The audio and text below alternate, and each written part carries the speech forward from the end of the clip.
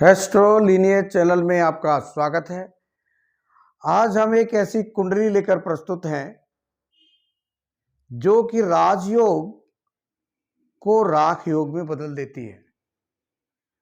क्या ये कुंडली आपको ये दिखाती है कि इसमें राजयोग किस तरह से बनता है और वो पूरी तरह से भंग हो जाता है। इससे पहले हम आपको बता दें कि ये एक व्यक्ति हैं जिन्होंने एक समय पर पैसा अच्छा कमाया, लेकिन एक समय जब आया तो इनके पास पूरी तरह से लगभग सब समाप्त हो गया। तो ऐसा क्यों हुआ? क्या कुंडली में ऐसा योग आपको देखने को मिलेगा? तो चलिए ढूंढते हैं। ये कुंडली जो आप देख रहे हैं धनु लग्न की कुंडली है। धनु राशि आपको लग्न में दिखाई दे रही है, तो ये धनु लग्न की कुंडली है। इस कुंडली में जो लग्न के स्वामी होंगे वो आप देख सकते हैं कि गुरु आपके लाभ भाव में मौजूद है। किताबों में भी पढ़ा होगा आपने, जो ज्योतिष के जानकार हैं, कि लग्न का मालिक यदि लाभ भाव में चला जाए तो राजयोग बन जाता है। अच्छा, यहां पर 11वें घर जो कि लाभ भाव है उसको बाउंडेड घर कहा जाता है। वहां जाने वाला जो ग्रह होता है वो अच्छा फल देता ही है। तो इसके हिसाब से गुरु इनको राजयोग देंगे और इनको चूंकि लग्न है तो पर्सनालिटी, स्वास्थ्य सब कुछ देंगे। इसके साथ ही गुरु जो हैं वो इनके चतुर्थ भाव के स्वामी हैं, जहां चंद्रमा विराजमान है। इस लग्न के लिए चंद्र अष्टमेश हैं, फिर भी लग्न के मित्र हैं। तो यहां पर आप देखेंगे कि गुरु को अच्छा फल देना चाहिए, लेकिन गुरु अच्छा फल हो सकता है ना दे।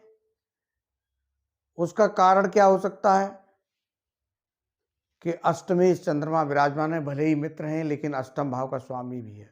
ऐसा आप सोच सकते हैं, लेकिन ऐसा यहां पर है नहीं। चंद्र को ये दोष लगता नहीं है, और चंद्र अगर यहां पर चतुर्थ भाव में बैठे हो तो अच्छा फल देते हैं। अब शुक्र स्वराशि ही बैठे हैं, लाभ के स्वामी लाभ भाव में बैठे हैं, अच्छे माने जाते हैं। और यहां पर मंगल भी बैठे हुए हैं।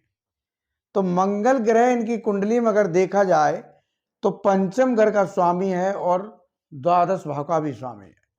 लेकिन चूंकि मेष राशि पंचम घर में पड़ती है और मंगल अपने घर को यहां बैठकर देखेंगे भी, ये अपने आप में राजयोग होता है। तो यानी कि इस कुंडली में गुरु और मंगल दोनों ही इकट्ठे बैठे हैं, युति करके बैठे हैं, तो फिर ये अच्छा फल देंगे। अब यहां पर इन्होंने अच्छा फल इनको नहीं दिया है। कुछ समय अच्छा फल दिया, लेकिन वो पैसा जो भी इन्होंने अर्जित किया था वो जैसे आया था वैसे ही चला गया। अब ये जो मैंने कहा है कि राजयोग या फिर राख योग, तो राख योग कैसे बन जाएगा, देखने वाली बात यही है। और यही बात को लेकर मैंने ये कुंडली आप लोगों के लिए बनाई है।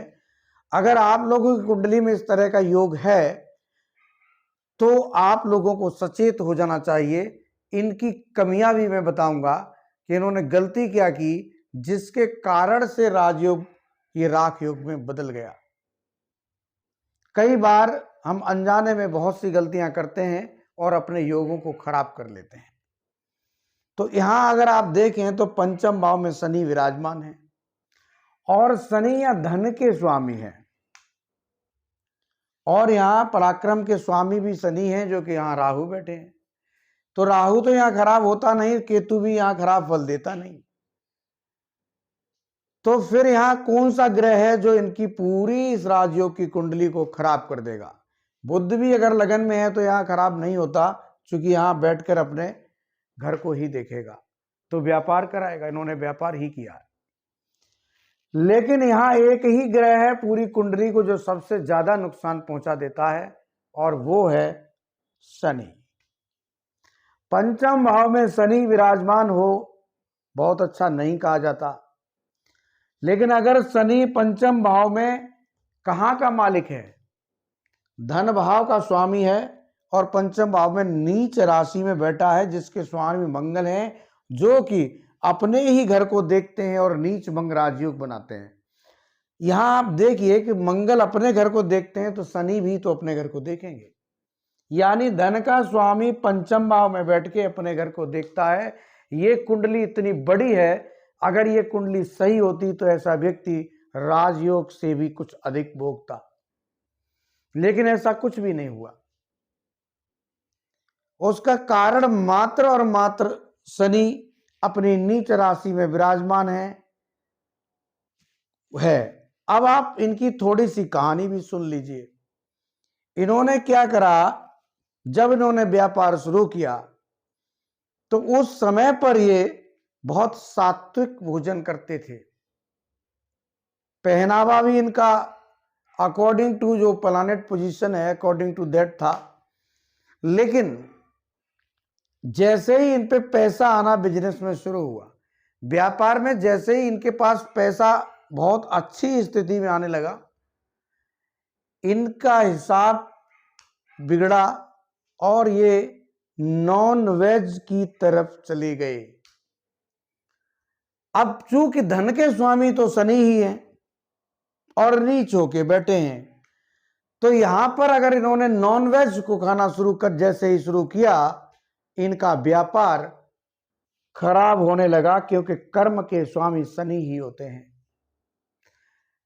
क्योंकि कर्म के स्वामी शनि यहां नीच राशि में विराजमान है, तो फिर यहां इनका नॉनवेज खाना हुआ और इन्होंने शनि ने खराब फल देना शुरू कर दिया।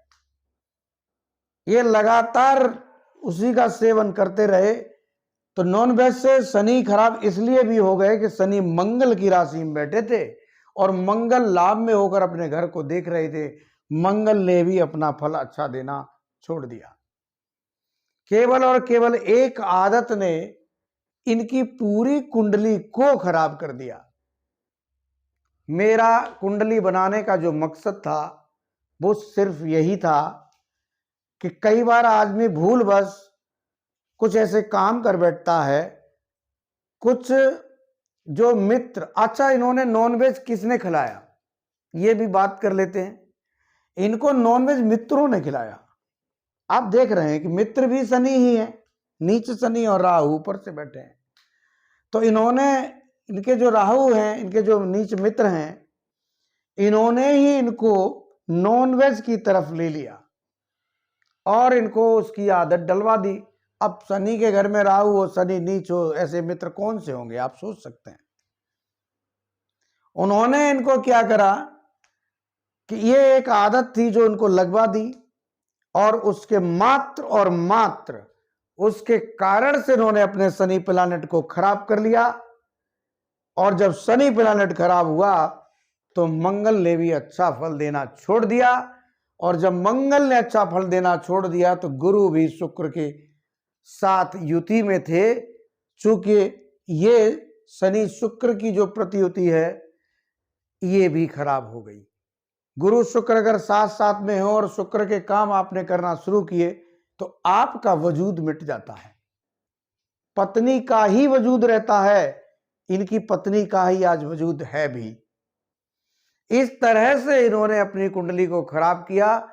आप लोगों में अगर किसी का इस तरह का योग हो तो किसी से कंसल्ट कर लें, ना समझ में आए, और अगर समझ में आ जाए तो इस बात का ध्यान रखना, आपकी एक आदत आपके सारे प्लैनेट को खराब कर देगी और आपका राजयोग, जैसे मैंने कहा है कि राख योग में तब्दील हो जाएगा।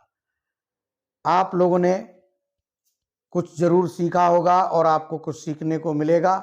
आप लोग चैनल को लाइक करें, सब्सक्राइब करें। धन्यवाद।